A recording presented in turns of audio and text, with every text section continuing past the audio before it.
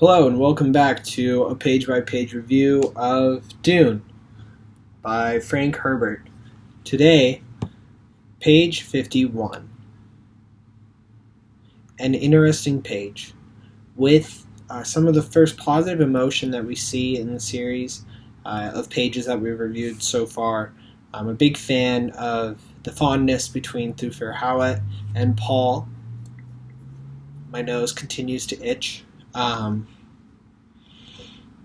And they have a word of parting before the morrow, in which today is Hawat's last day on the planet. Tomorrow will be Paul's last day on Caladan.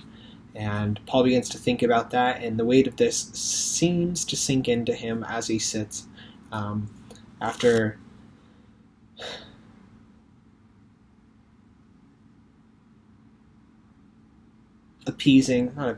satisfying Thufir's request of sitting with his back against a wall and his face towards the door.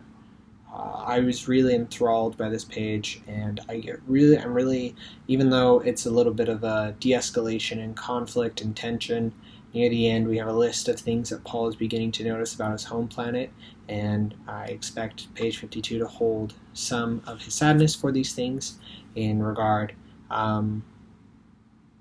And it's interesting. I feel like a lot of us have had transitory moments in our lives in which we leave one thing for another, something comfortable or something that might not be the ideal. We might end up in like a crappy apartment after coming from a decently nice home. Land, you might not own land anymore. You might be renting. You might have went to school and now you're out of it and looking for a job. But yeah. Anyways, let me hear what you thought about page 51. For those of you that are following along, keep reading out of your books. Again, this is Dune by Frank Herbert.